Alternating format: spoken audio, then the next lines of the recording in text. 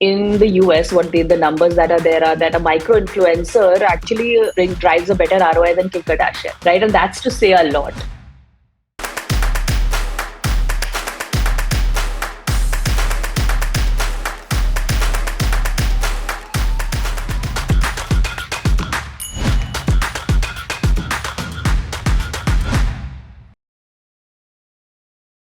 Hey, welcome to the show, Vipasha. Thanks, Saikat.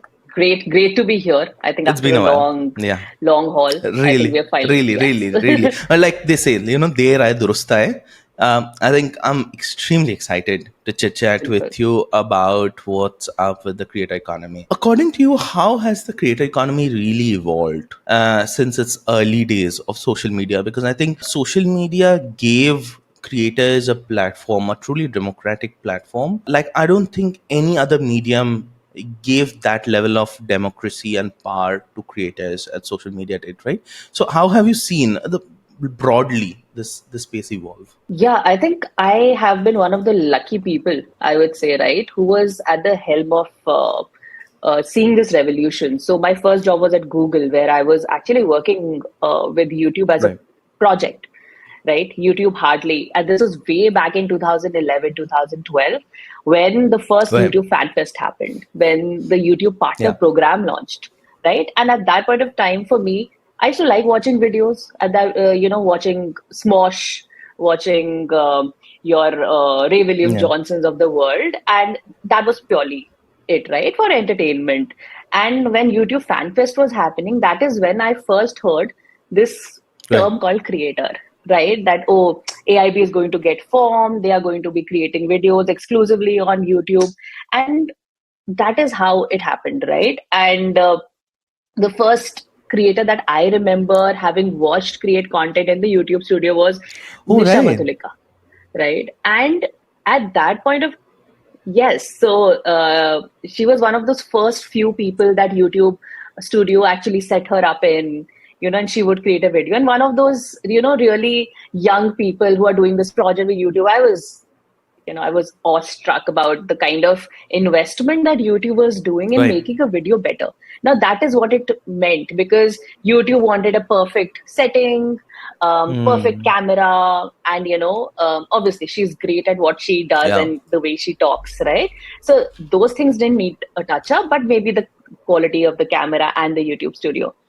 From that, 2011, 12, where we had handful of Indian creators, to 2016, when, the entire geo disruption happened, where people got camera phones, where data became extremely cheap. So the amount of video that was getting consumed skyrocketed, right? And we saw that a lot of things started happening on YouTube, especially in India, where things like Ashikid 2 was creating UGC content for people to audition on YouTube, right? We had never seen something like that happen in India, right? And Bollywood coming on YouTube to get auditions was never seen of. But what really picked this up, right? And then, of course, social media platforms were there, right? Facebook was there, but it primarily only meant connecting with people. But they started pivoting as well, right? What really disrupted this was 2019, right? TikTok entered, short form became a thing. And because everybody had smartphones now, tier 2, tier 3 really felt empowered, right? So what you're talking about democracy, where you didn't need a camera, you didn't need a YouTube studio, you didn't need an editor to put content out there, right? And somebody was saying, artist is someone who would, and most people who are putting out content treated themselves as artists who wanted to just put out content, right? And not really think about, what will people think about me? What will backfire, right? There was no qualms about, everybody loved doing what they were.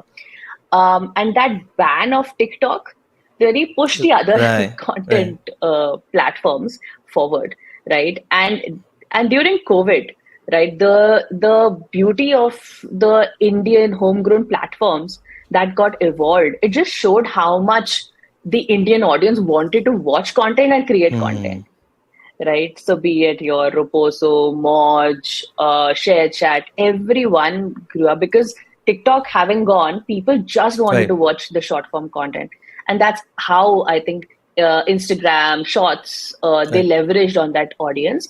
And Snapchat is one of the biggest winners in that, right? So from 5, 6 creators who had 1 million to this age where every day in India there are 2 creators who are reaching their first 1 million audience. It's amazing, right? And everyone is creating great content because they're in India with so much diversity in the content that we consumed, right? Even now, from Gen Z to like from my youngest cousin to my Nanaji, right? Everybody is on their on their phones consuming content, right?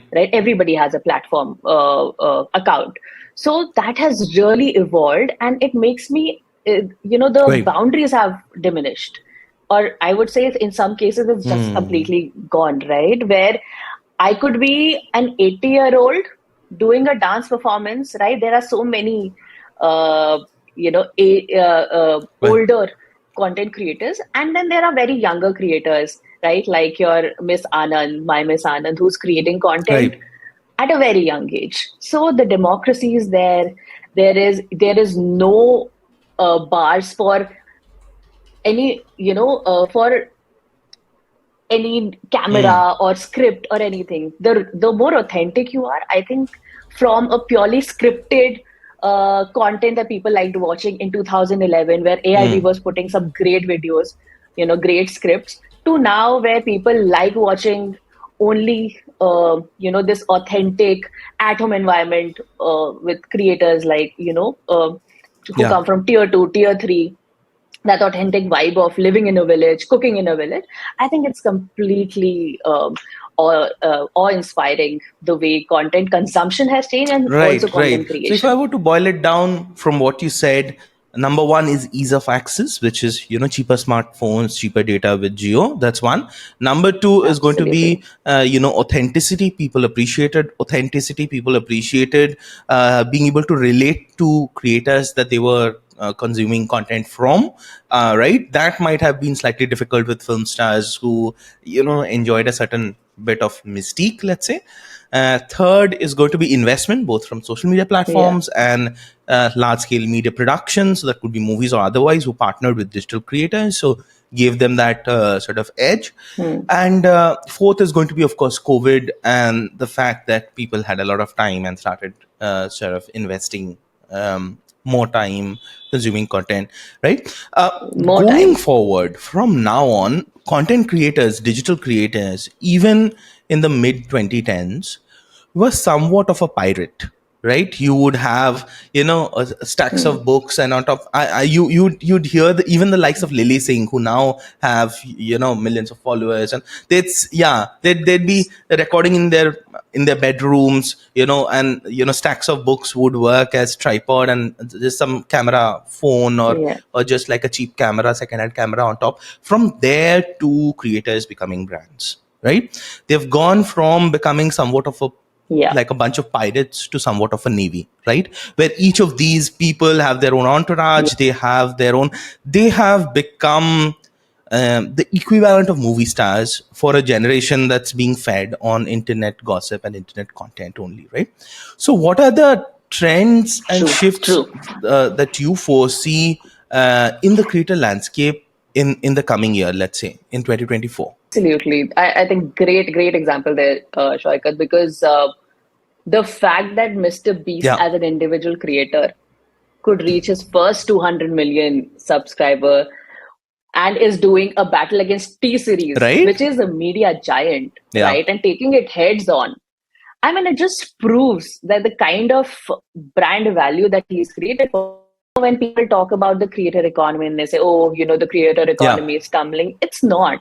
I think the startups in the creator economy who don't understand where the gap is, or what is the value you're bringing to the table for the audience plus viewers, I think those startups or those companies might not be doing well. Creators themselves, are becoming brands. And I think each creator, they're no longer looking to just get brand value, brand deals, right? They're no longer just looking at YouTube or Snapchat or Instagram as pure monetization places. No, they want to create brands of themselves. They want to create a loyal audience, and they want to create, there's this rule of the loyal 1,000. They want to create that community where if they have those 1,000 people that would back them up, whether they check out a product, right, and wholeheartedly stand behind the creator, there's nothing else that the creator would really want. They are right, and the trend that is going to keep going forward. How can how can a creator stay authentic, move towards becoming a brand, and how without any language barriers, right? And more importantly, right, all the platforms, they are launch its own dubbing feature of allowed AI, but even Meta or even Snapchat, the way that they are, not just in India, but globally, the way they are moving towards getting a perfect seamless experience for person in every language, I think it just proves the power of regional, right? So, and be it a big creator like Mr. Beast or a smaller creator like KL Bro Richu, right, who's actually big in numbers, but who comes from a smaller town with limited, video making means. They're all looking at getting to audience without a language barrier, right? So the creators who are going to actually win this battle, or who are going to come out triumphant in the next year and the coming years, is going to be who take regional very seriously, right? Because even for brands, right, gone are the days of celebrity brand endorsements, right? You have seen like Dolly Singh, your Zakir Khan's Pepsi ad, right? The engagement there has been much higher than what I wouldn't say Ranveer Singh, but say anybody else from that right would actually engage. In fact, in the US, the numbers that are there are that a micro influencer actually drives a better ROI than Kim Kardashian, right? And that's to say a lot, right? And it's somewhere around, I don't know, my numbers are not, but around 3x or 4x more ROI than a Kim Kardashian, right? Because a micro influencer has a niche, right? So the more niche you're able to identify, so within art and craft, I am a Rangoli artist and I have a very loyal base, right? So the bands need to identify that niche, those niche creators, and because those audience that are watching them are extremely loyal audience, right? And that's the reason that ROI is very high, because I can connect to someone who speaks my language, who looks like me, who I know down the used to street, live 20 blocks away from me. Absolutely, right? Than say an Ananya Pandey who will come and ask me to buy a product, right? We don't come from similar background. And that's the reason that I think regional micro influencers are going to be very big bets. They still are, but I think they're going to take a lot of brand money into their reach, because in fact, even with something like cricket, which is so big, right? It's a religion in India, and Meta is actually working with 500. Some are macro, but mostly micro influencers, to make sure. So, right, that the way that the OTT streaming is, breaking all records, it's because a lot of people who are doing these short bites for Meta come from all languages, and they're coming from all regions. And I might be watching only the person that talks my language and who looks like me and who talks like me, right? So that the platforms that are able to recognize it, the brands who are able to find these niche content creators, I think they are going to be the ones who will be winning in this content game, because everybody is looking to, everybody has limited time, and they're all looking to get the advice, the recommendations from creators who speak the best to them, right? Apart from that, what I think is going to become very big, but I'm also, I feel everybody has to be extremely conscious about, is going to be the AI. That entire AI, because I think in the last 1 month, I've seen YouTube, Snapchat, Meta, they've all launched features, right, for creators. Some features are too good to be true, and some are a little scary, right? Like the AI chatbots, which completely look like Kendall Jenner and Snoop Dogg, right? It's going to be important to see that yes, there are certain creators who could use this for creating more content, which could be educational, which could be less time consuming and able to answer the queries of their community. But it could also go, unless it's very responsibly driven, I think it could also be a huge imposter content creation, right? Because now the blue verification tick could be bought on Instagram, right? Bought on Facebook. So the authenticity of that, and this could obviously be okay for bigger creators, but smaller creators who are micro or who are nano influencers, for them this could be a little bit of challenging, because once you start gaining a lot of traction, I mean, I've seen people replicate videos and create multiple channels on Facebook and YouTube, right? And there's an entire team that sits and manages it, because there's the verification and the entire process. But if that goes away, and it's so easy to replicate AI chatbots or AI models who talk and speak like you, because I've tried a few tools also, where like Hey Jen is there in the market, which completely can replicate the way I talk. In fact, even my mannerisms and my lip movement, it'll be very difficult to see, how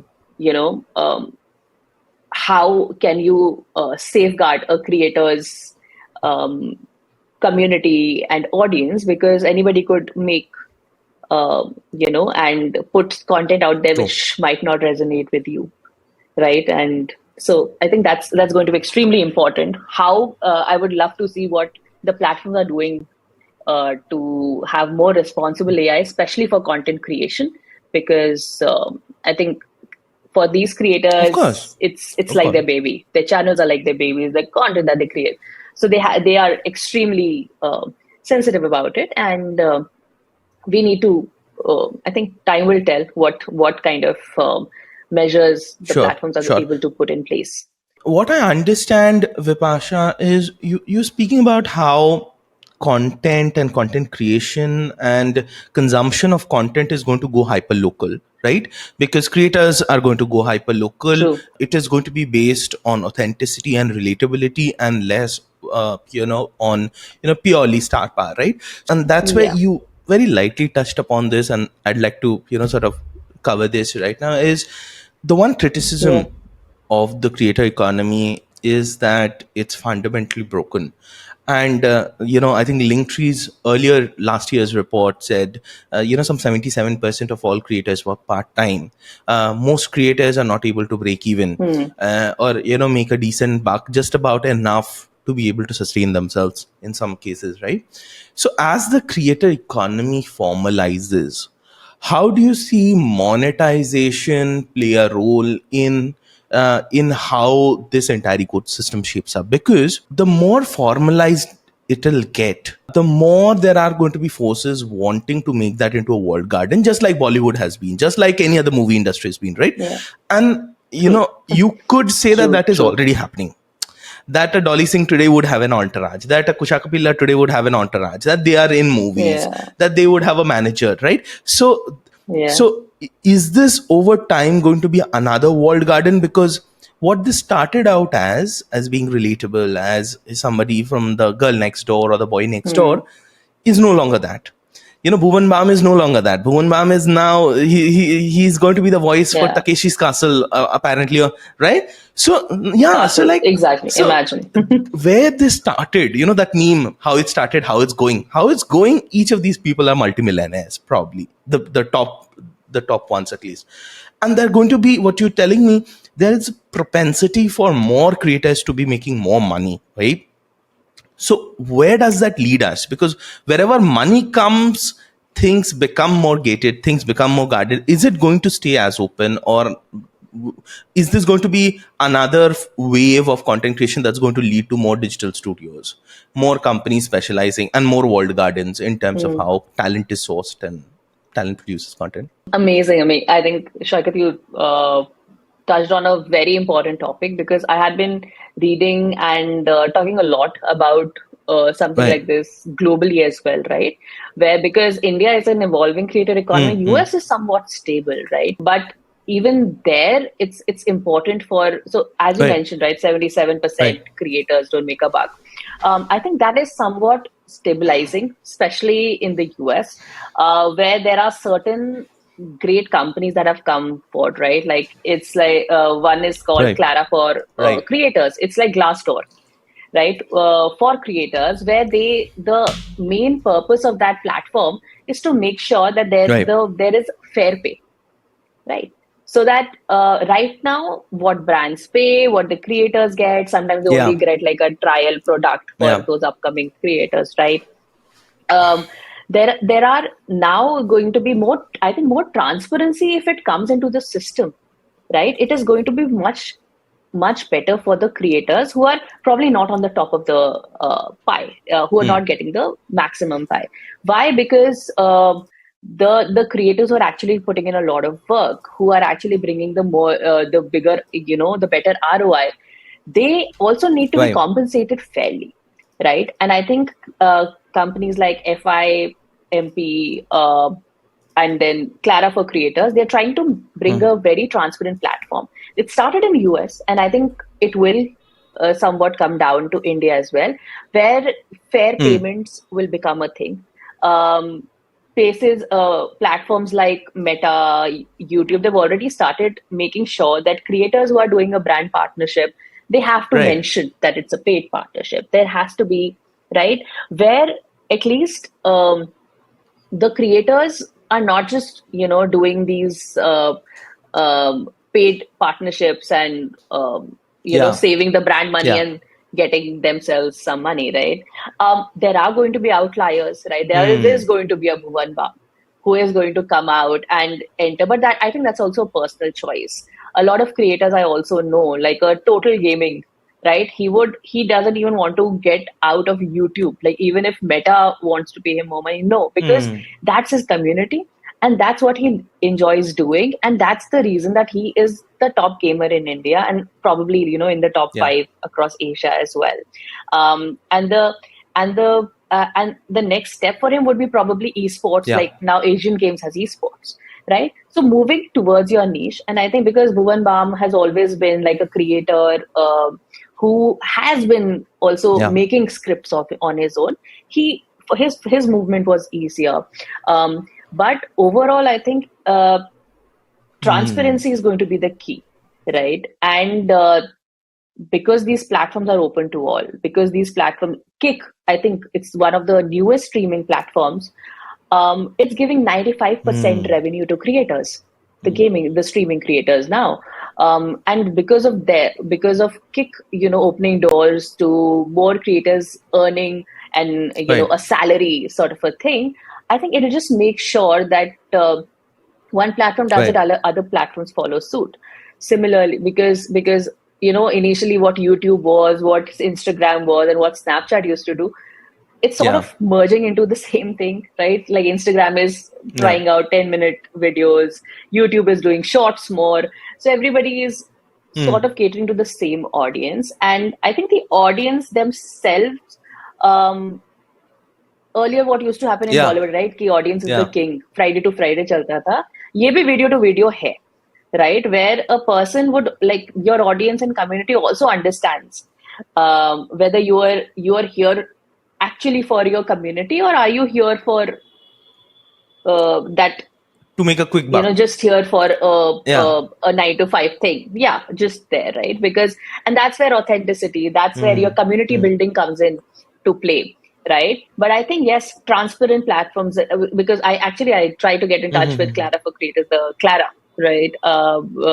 Where we can see that, is that something that's happening in US? How is it doing? Because I've heard that a lot of the mid-level creators were hailing that platform, where because of that, they were able to actually negotiate with brands, right? They were able to get the right buck for the amount of videos that they are creating, right? Because what usually happens is, right, I might ask Kim Kardashian to do one video, but I'll ask you to do 20 videos, and I'm going to pay you 1/20th of what I am paying, right?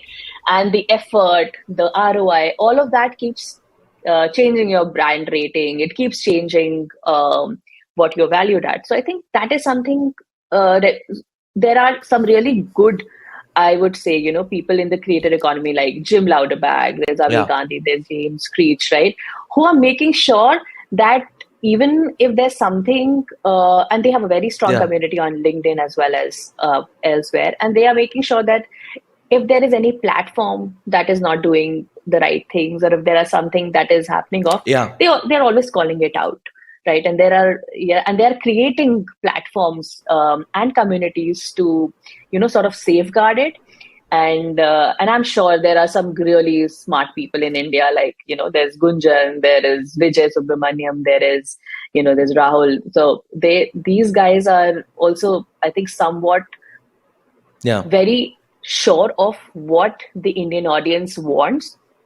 They're also looking at protecting the talent that they work with, right? And making sure that the brands or the audience have a fair understanding of what this creator is worth, right? And I think that's only going to continue, because as long as there are people who will understand the value of the creators, who will safeguard their interests and not let it become somewhat like the music industry. Right. Guys, the Gunjan that Vipasha mentioned in passing is Gunjan Arya. She's the CEO of OML. Also happens to be a very dear friend. She's going to be on the pod. Link in the description for Gunjan's episode as well, coming up very, very soon. But when we were speaking about how the creator economy is going to pan out, you touched upon so many things. Let me pick on just one, which is, let's just dig a bit deeper into the monetization bit of it. There's this term that's going around called creatorpreneur, right? Somebody who is a creator and an entrepreneur, right? Do you think that a pure play creator is going to exist 5 years from now? Because every established creator is now an entrepreneur. Whether they like it or not, right? You would presume, 10 years back, there was a Sashi Kapoor, a Shammi Kapoor, or these people. Of course, they do ads, but they'd be themselves in those ads. There'd be an Amitabh Bachchan in the ad, right? Amitabh Bachchan 10 years back, 20 years back would not be launching the equivalent of a Beast Burger, right? And today you'd have tech YouTubers like TechWiser. He's launched a mobile skin brand because he reviews smartphones, right?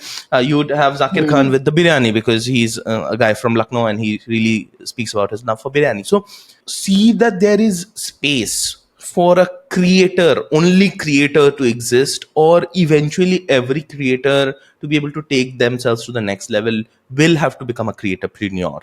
That's the evolution for any creator given today's day and age, and how monetization models are set up. Yeah, so I think one, it's beautiful, like the way that every creator can become a creatorpreneur. Every creator is capable of launching their digital products, is capable of having a webinar and have people come there who are budding from their community, or budding creators who want to learn, who want to understand.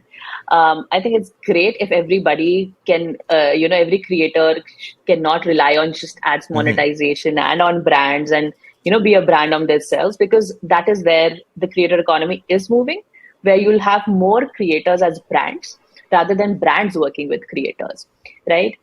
But I feel that it's also a personal choice. A lot of creators are here because it's like that, where people write poetry because they love writing poetry, right? They might not want to put it out. There are certain people who, for an example, Sattvic movement, right? They do great content. They do great, they have like a Sattvic yoga channel, Sattvic food eating. They are creating content because there is certain information, education that they want to give to their community. They are not looking to monetize it to an extent, because I did talk to them when I was working with Jellysmack, and the idea that the founders of Sattvic movement, that they wanted to improve the lifestyle and health of their community, whoever is following them, right? So if you tell them, oh, you know what, your revenue, we are going to help you increase it by 3x, 4x, 5x, that doesn't matter to them. So I think the goal, right, matters. Faisal Khan, he's obviously a very big creator, and I've had the opportunity to work with him for a long time. And even though he has FASB, right, if you actually bring him on board, if you start working with him and say, oh, Faisal, we'll increase your revenue by, he's like, no. He is very particular where he wants to build his community and have a stronghold on his community, right? And he enjoys doing what he does, right? Being the first auto creator in India, right? And the way he's such a pleasant personality. He doesn't, he doesn't run after money. He does it because he loves cars, and you can see it when you watch his videos. Otherwise, he could have, done this and done like 20 videos in a day and try to maximize on each, run ads and things like that. But for him, what he loves the most is doing ads, driving those cars, talking about those cars. And that's the reason that, people follow him very, very loyally. And I think it's always going to be a choice. Yes, money is always going to be important if you want to build, a production house, if you want to educate more creators, because if you don't have the money, you won't be able to do anything for your community as well, right? So, I think, pure creators, and I think it is going to be a combination where people are creators because they love what they are doing, be it, the painting or the rangoli making or the auto reviews.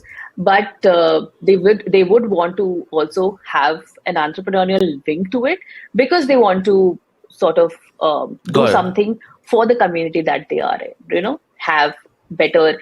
Like one of these creators that I was talking to, she said, what gives me the most pleasure is that I was able to build my team from 2 to 10. So I've been able to generate employment for, 8 more people. So that is how a lot of creators think.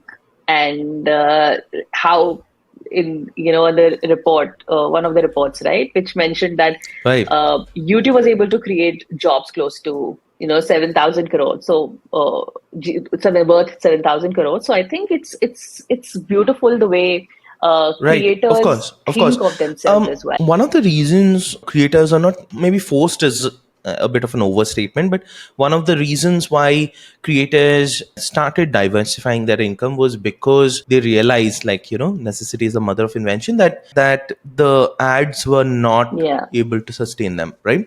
So currently, as it stands, if, let's say, I don't want to launch an allied business, let's say I don't want to launch a beef burger or a biryani brand, and I am not able to sustain with ads alone, what are the newer sources of income for creators in the 2024 creator economy? I think the biggest revelation that is coming out is digital products and how they are doing. And I was quite surprised, because I was talking to one of my ex-colleagues based in Italy, and he did mention that, when you are a creator and when you have a strong community, you are treated as an expert, right? So be it, say, sketching. We have some great creators in India, right? People pay for webinars to attend classes for such creators. People pay for courses to understand how they were. And these could be budding creators, but it could also be budding art students. They could be people who just want to, who do art as a hobby, but would want to sit down and learn it.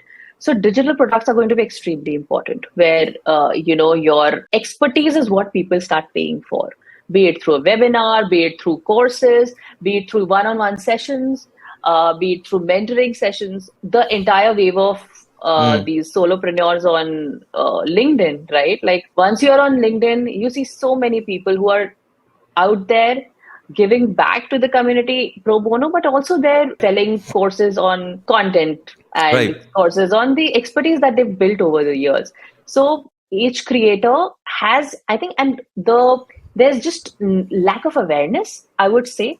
Like every creator should be able to, over time, be able to build I mean, not able to, they have built an expertise over a period of time in terms of the content they are making, and be it for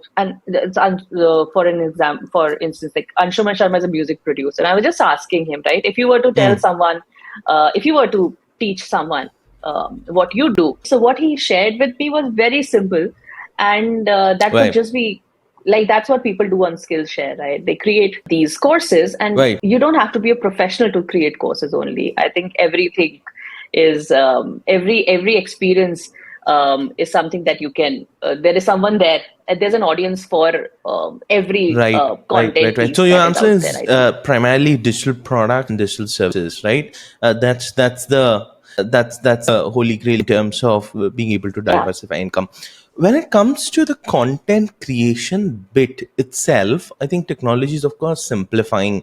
You have today, you can produce a podcast, record a podcast, do everything with just one tool. You could just have Hmm. Descript and you could put together, some of the biggest global podcasts use Descript. We use Yeah. Descript, right? And the AI enhancements that have come in recently make it even easier for creators to be able to create. But with the AI movement also comes the possibility and the potential for you to create avatars of yourself and putting out content on your behalf that looks like you, the avatar speaks like you, to the point of it being indistinguishable, right? What is the role of authenticity in the 2024 creator economy? What's the role of authenticity? How do you even gauge authenticity in a world where everything could be like, you check out Descript's AI clone voice, it would sound exactly. So I can make you say anything on the planet. I can make myself say anything in the planet, as long as I have a team with me, or even if I am just working out of a basement, right?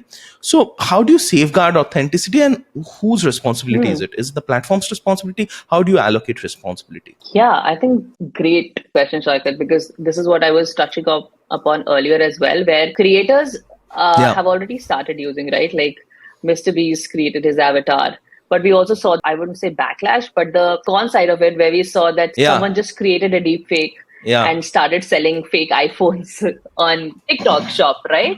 And where the Mr. Beast had to come out with a video and a statement saying, "That's not me. I'm not selling those $2 iPhones." So people could do anything, right? iPhones, they could start selling, for God's sake, like chuddies on your behalf, right?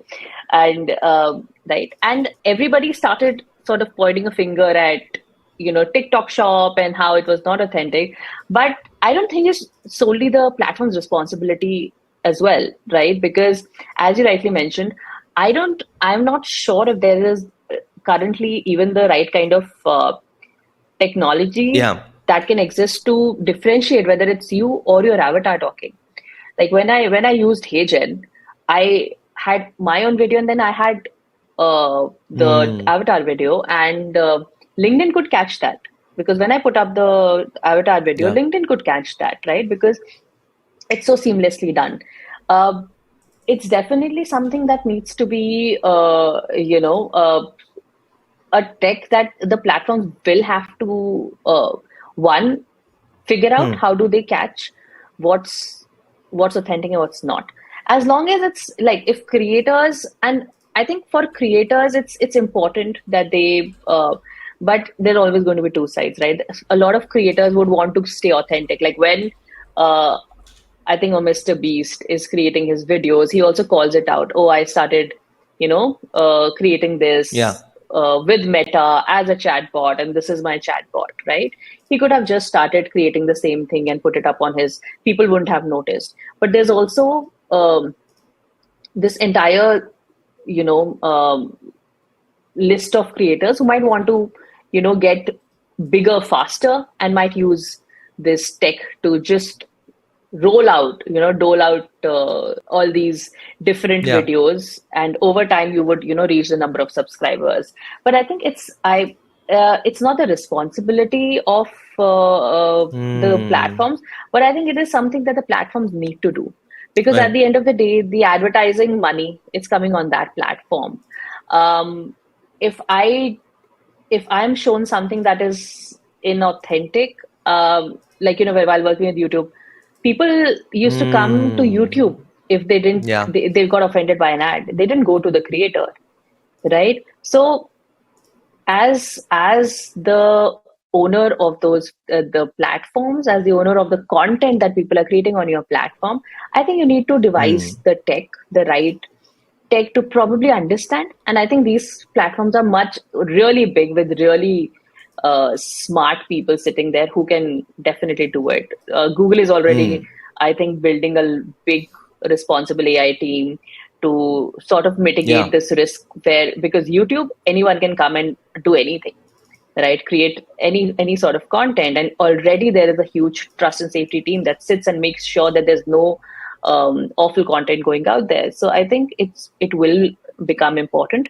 But I also feel that, when you start creating with these avatars, even though they are very close to who you are, there still is that missing element. And I'm speaking from this experience of, where you see, there's this book by Malcolm Gladwell called Blink.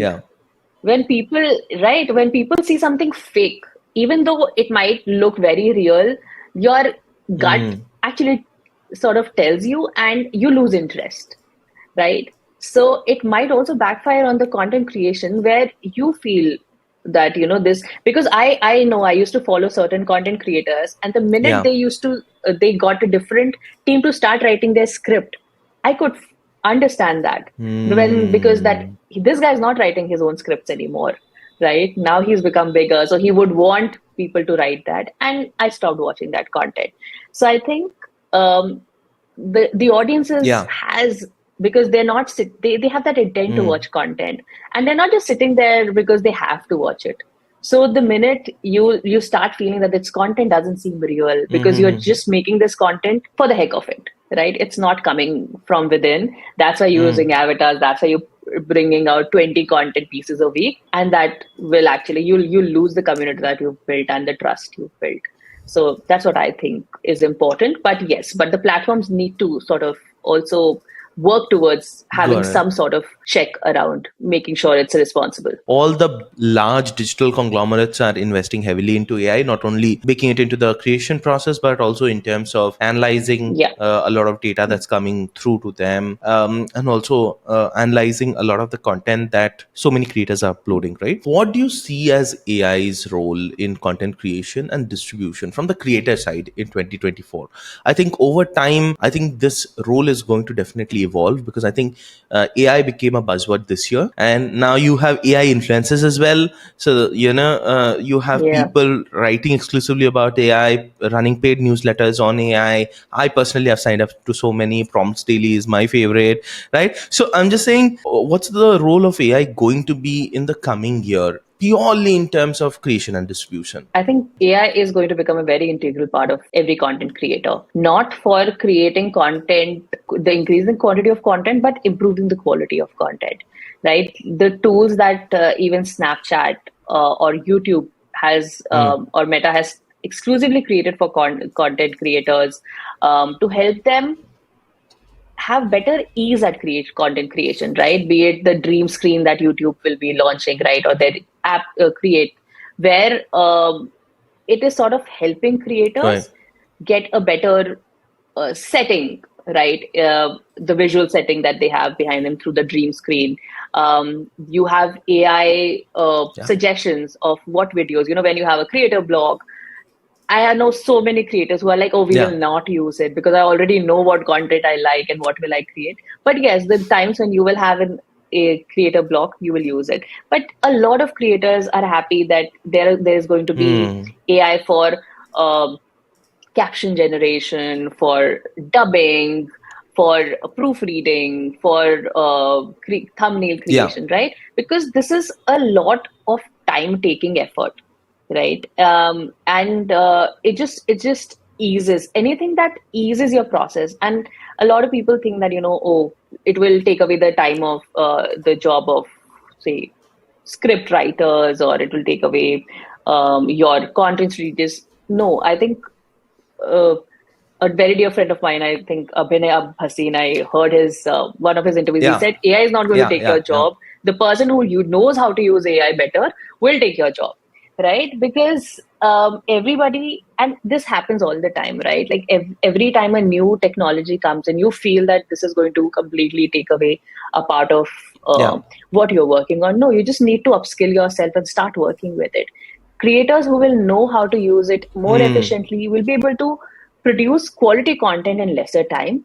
Hence, they will be able to create better audience experience. They'll be able to create better videos and enhance the overall experience of watching. Right. Because I don't know anybody who watches cable TV or Tarisk anymore, right? Everybody, YouTube, right? Everybody has a smart TV. Everybody is watching OTT. Everybody is looking at watching content with the intent of entertainment or intent of education and content and any AI tool. So yes, there's an overwhelming amount of AI tools, but I think it will gradually sort of narrow down into those 10 AI tools that will help you in your content creation journey.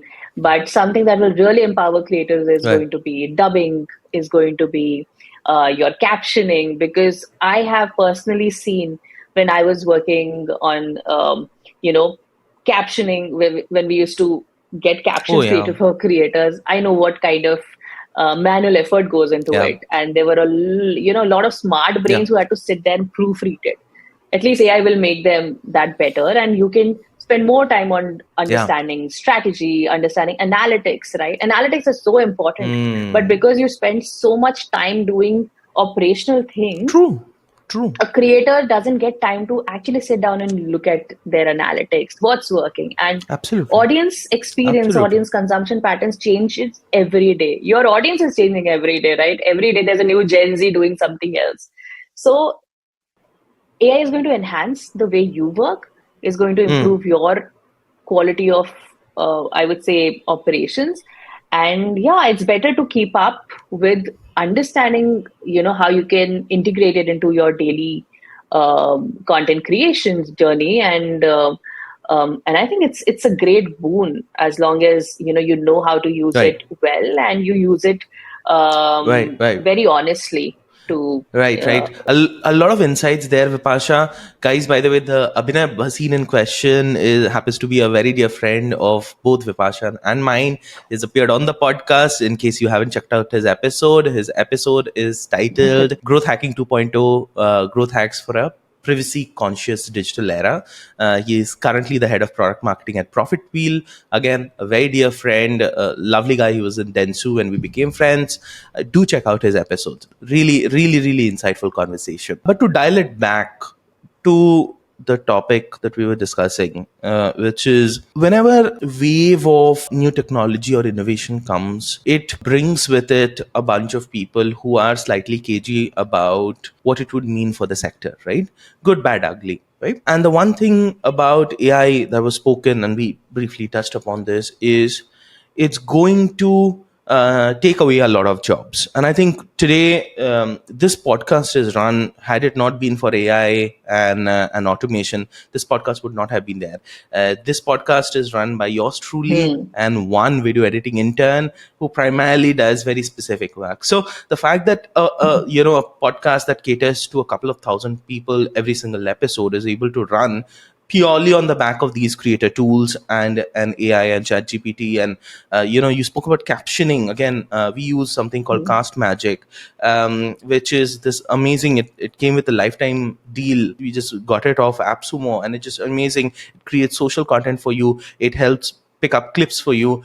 A very dear friend of mine, Vedant, from the LinkedIn Creator Accelerator program, runs this tool called Video.ai, which again uses AI to repurpose your long form Hmm. content to short form content. There are multiple tools like those, V.io, and of course Vedant's tool. Again, he was very generous of sharing access with us. The skepticism with AI that comes through was that just as the divide between man and machine are blurring, there are there's these stories that you hear about people being being in love with their AI assistants and their avatar girlfriends. And there have been Yeah. these cases of digital avatar creators sort of gaining followers on social media as well. There is this premonition of sorts in people that human beings would find the charm of an AI avatar to be far that could be NFSW content, that could be just regular content, far more crafted to your taste sort of a experience, far more than the authenticity that we seemingly enjoy today with creators, where there are the jagged edges. We enjoy the jagged edges, right? Do you foresee that at any point of time? It doesn't have Yeah. to be this year, next year, 10 years down the line. Do you see over time the difference? Because the lines would blur, right? The lines would keep blurring more and more, where with speech patterns and how lip movements happen for some of these avatars, if it becomes really that sort of sci-fi-ish sort of if it walks like a human and talks like a human, where do you draw the line? Do you foresee that? Yeah, I think it sounds like a Black Mirror episode sitting here, right? Yeah, yeah, Yeah, and I think we've had a couple of those, like the movie Her, right? So I was trying to also see, what these AI influencers have been doing, because I was yeah, once Meta released these AI chatbots, right, which completely look like yeah, Mr. Beast and yeah. Snoop Dogg, and they just have different names. They're like Billy and things like that. What I also saw a Yeah, trend yeah, was April, yeah. like, India also launched a couple of AI influencers, right? They picked up immediately in March, April, right? And everybody, like, there were like four or five that were going Mm, around the runs. And there's been a steady decline. So it did go up, and then it started getting a steady decline, because after a while it became sort of monotonous, I mm, feel. Maybe people have not been able to get it right. mm, Uh, every experience has become very personal now, right? So when it comes to uh, getting that personal experience, yeah. yes, I love my Alexa because she understands everything, right? Knows what to do. Everybody wants that. But when it comes to that personal feel, after a Mm, while, the decline in the popularity or in the mm, subscribers or the engagement on these AI influencers sort of showed that after mm. a while, people started disengaging Right, with the same content. One, because they know it's not real, right? Right, there is right, right. I another, heard I've about them. forgotten her name. There's a Mm, content creator who launched her own AI avatar, right? It, right, which was like, and people were, it was like your digital girlfriend, and people right. were paying uh, to chat with that girlfriend, right? And it Oh my picked, god. and she sort of made some, I don't know, 50, $60,000 Mm, that month. That also sort of started declining, because yeah, I think anything new seems yeah. extremely your curiosity knows no bounds, and you try to explore it and you experience it. But I don't know whether it's human nature, Mm, where when, if you know it's not real, it sort of then dials back mm, into wanting human touch and wanting human interaction.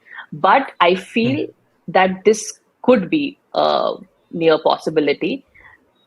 It's very easy to Yeah, understand your yeah. every person's behavior patterns, what they like, what they don't like, right?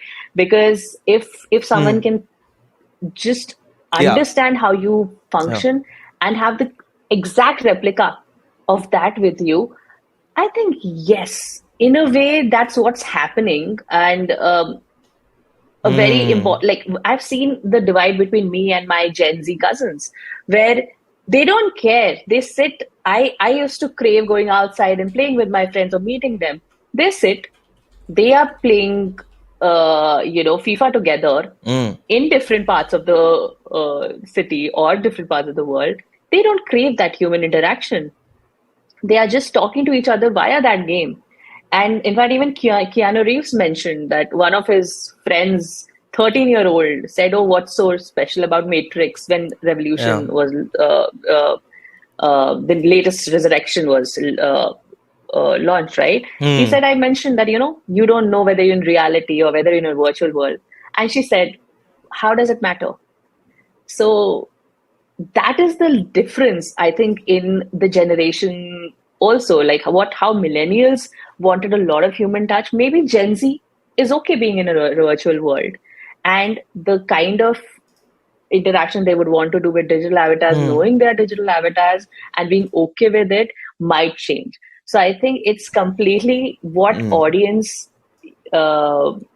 audience you're talking to and how they behave. Gen Z is very different, and I can see that in the way they consume content, in the way they um, like their day-to-day Right. interactions or social interactions being so possible. If you can actually replicate something completely tailored to what this particular audience persona wants, I think it could become a reality, and it would be interesting to see what happens, because I personally feel Yeah. Yeah. Yeah. Yeah. there is already a lonely economy there, where and they don't, but Yeah. surprisingly, I don't Yeah. think any Yeah. Gen Z person thinks they're That's lonely. true. They just don't want to interact, right? Like, yeah. So that's they feel very comfortable interacting virtually. So I think it will just move into a different sort of an I audience, think again, and it'll be interesting to see what uh, unfolds there. this is just my 2 cents on this. I agree with you on the fact that I don't think in today's day and age with Twitch streams, like a guy is online for 16 hours a day, I personally don't think at least in the Hmm. next 10 years, we'll be in a position where you would be ready watching an AI avatar who's perfectly crafted for 16 hours a day. Because it's the jagged edges, it's the unpredictability of what Hmm. Tanmay Bhatt is going to say, and like this OP and that OP, and that is what. But when it comes to a very Yeah. specific sort of content creation, like one of those like NFSW content creation, let's say, for that matter, there are these two tools, again, highly Yeah. disturbing.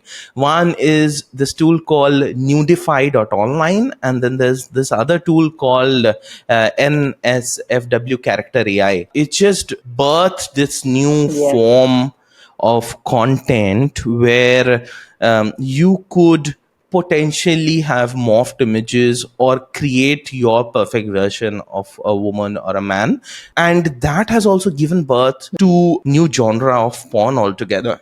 And I've realized this: any new technology first comes to porn. In content creation, in media, anything first comes to porn and then it comes to somewhere else. And AR VR first made its way into porn. Absolutely. So that gives me this premonition Yeah. that if not for long form, in short form content, there is going to be a bit of a fetishization of content creators that might make its way into avatars and how people deal with avatars. But I think it's still a bit in the gray. Coming back to where we have been sort of circling around this topic, which is creator tools, right? We've been speaking about AI's role. There's this lovely story. I can't for the love of God find it. I was just trying to browse through the net while you were speaking.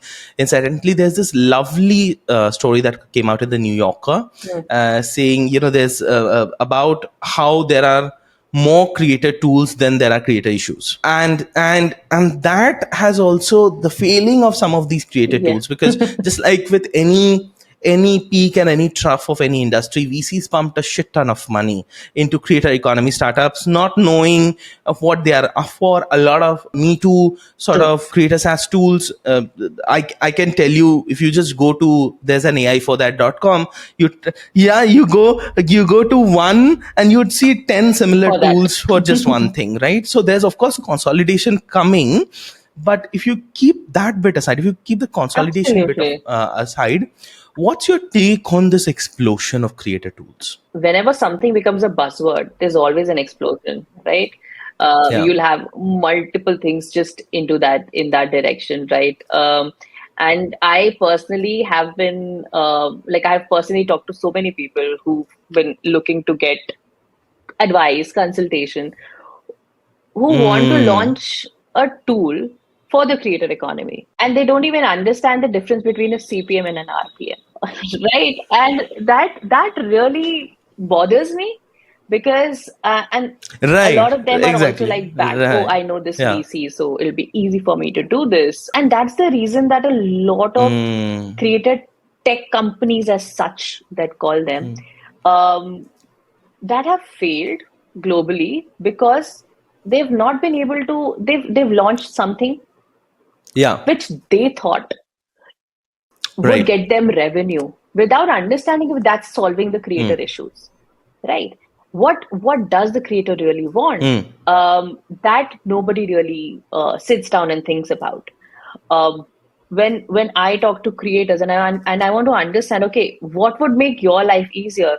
I think we're talking about Densu. Densu, one of my managers, to say that, when you're talking to a client, always ask them, okay, the person that you're interacting with, unless it's what would give you a promotion, you know, and that's always going to be the thing. What would make a creator's life easier? What would help him build a community? Is it going to be just the same old thing? Oh, we are going to help you get more Yeah. brands. Or creator can get Yeah. brands anytime. I mean, what are you solving for? Nobody knows that, right? And that's the reason that a lot of creator tools, if you go, I use an Yeah. AI, that's an AI for that, Yeah. just for the sheer volume of things I want to see, right? That, oh, now what has launched? Half of the tools don't work. Half of the tools are not smart enough to understand what you're trying to say, right? So if and that's the reason that there's a lot of junk in the market. VC money is drying Right. up for the basic reason that the product market fit is not there, right? Everybody wants to jump into the Indian creator economy because Yeah. there's going to be 100 million Indian creators. There's so much money, money, money. But what new are you bringing to the table for the creators? Are you helping them understand their analytics better? Are you helping them, integrate all of their Right. financial earnings into one? Are you helping them? So there are some beacons, right? I think they do something which is completely like they help in taxes, they help in their financial management, right? In fact, there are certain Right. creators companies who only do taxes for creators. And yeah, because that's all those creators are wanting, and they are doing like great revenue. So you need to there is a lack of understanding, I feel, in the startups that are creating these creator tools. You need to solve for the problem, not just start reinventing the wheel for a problem that needs no solution, right? So VC money is, I just feel there's no conscience in burning VC money for a lot of people, and that right, and that's the reason that there are too many of. But the consolidation will happen. But I think at times I also feel a little disheartened by this rat race that creator economy has become, because the people that I talk to, a lot of them who've not taken the time to even understand how how creators work, how the platforms work. So something that, in fact, platforms are also doing, and I think I had met the regional director of YouTube, and he mentioned that what they are also doing is YouTube is doing a check on the MCN accounts that it's creating, because to make sure that a lot of creators are not being taken for a ride. They are doing a complete background check. They are doing a lot of business level checks for newer creator companies that are coming and who want to create an MCN account and have creators with them, to make sure that people who are genuinely Right. working for the creators in the creator economy are able to really use the platform and support the creators. So creator and but I feel AI tools अभी for the next एक साल तो बहुत सारे आएंगे. I feel they're just going to keep coming through. Some will be completely you know uh, dedicated to only creating thumbnails. Like I know YouTube has a thumbnail generator, but there are so many tools now for thumbnails only, and they will keep doing that. Then they'll have to, and then there'll be Yeah. something only for Yeah. dubbing, and then YouTube will have dubbing. Then those will become irrelevant. So, and so I always feel that, yes, creator economy is booming and there is a lot to be done, but understand what problem you want to solve and not the current problem. You need to Right. solve Right. for a problem that is going to be relevant for the next 5 years. Because the way it's evolving, it needs to really pick up. YouTube took a long time because they were working on the translation and a lot of back end Yeah. forth around making Yeah. sure that the translations are perfect before launching the dubbing feature. Right, they'll launch it in 2024, I think, and that is the level of, I think, research and understanding of your audience that you need to do. What are the 5 most common and burning challenges for creators that if I were to be an aspiring creator, tech platform founder, what are the 5 most burning challenges you hear Yeah. from creators that I could solve? Analytics. The biggest is analytics. The way the platforms are evolving every single day with new algorithms, where YouTube wants to do more shorts, where Instagram wants to do long form, where there is, product tagging everywhere, where Snapchat is also coming out with, collaborations and doing product. I think analytics to help a creator understand their analytics, what's working, what's not working, because trends are changing, True. right? If you keep following trends, it's very dynamic. For you to understand why your video did well, why it did not do well, what does your audience want, it is very important. And for a lot of aspiring creators, it could be True. like one video could be a fluke, and they would never be able to understand why it did well, right? Was it just like everybody was happy, so they were just watching videos, right? So analytics is going to be one for sure. Two is the operational support, right? Because right now, even though there are a lot of AI tools, the awareness of these AI tools to know, like you mentioned, right? There is such overwhelming amount of AI tools, and there are people, and I'm sure even you must be getting these LinkedIn Oh, yeah, messages yeah. where every day there's someone from the sales team of an AI tool selling you this AI tool, right? Right. So for creators, it's very overwhelming to understand which tools to use. Yes, I know there are a lot of tools to use, but it still is overwhelming. And Yeah. I know they end up doing the True. age-old manual True. thing because they tried one tool, did not work. What to do next, right? The third thing is, like you mentioned, another revenue stream for them to be able to build expertise, build community, and then figure out a revenue stream Right. is sometimes difficult. I mean, Mr. Beast has failed himself at Mr. Beast Burgers, right?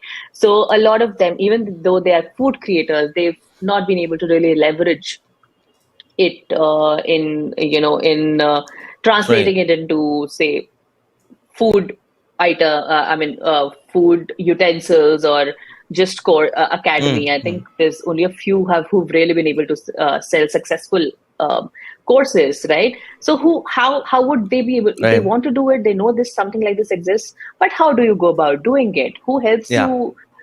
I know I can Yeah. create courses. Who will help me do that, right? Because I don't understand the head Yeah. and tail of it. I am a creator who only does Rangoli. How will I know how to teach, right?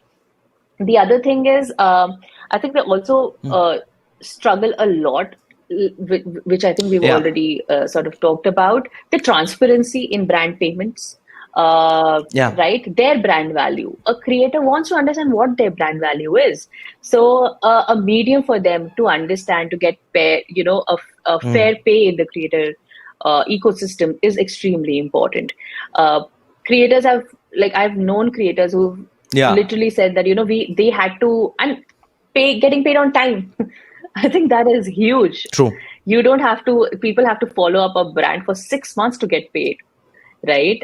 When does that stop? Yeah. Do I Yeah. have to be like a Kusha Kapila to be paid on time? No, you don't, right? And the fair pay is something that the creators would definitely want support in, getting paid on time, Yeah. because a lot of these creators, travel creators, they work from video to video.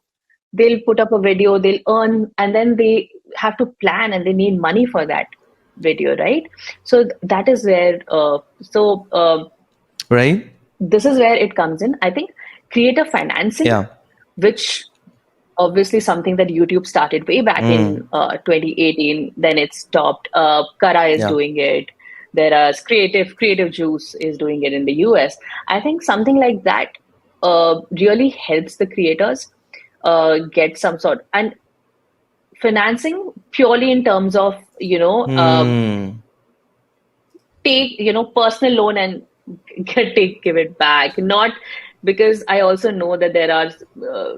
places Yeah. where Yeah. you have to give away a part of your YouTube revenue and give away a part of your it is it's and 20% of it, and it Right. basically for creators who are bigger, they don't need that financing. Creators who are mid level and micro Reach. creator, they don't have that Yeah. kind of Yeah. Risk taking you ability know as well. Yeah.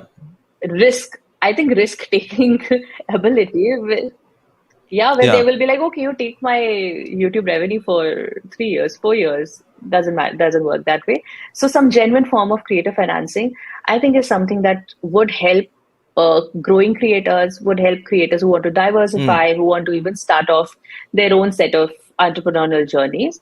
So I think these few things would really, which are the missing puzzles right now, and they would do a great deal of good to these creators. Lovely, lovely. And on that insightful note, guys, it's a wrap. Thank you so much for being on the show, Vipasha. I think we have been back and forth in trying to get this recorded and out, but I really, really enjoyed this chat with you. Thanks for having me. You've got to keep tuning in to every new episode of the Thrifty Titans podcast, available in your favorite podcasting music app. And also, we are live on YouTube. So do check us out there, and see you next week on the next episode of the Thrifty Titans podcast. See ya.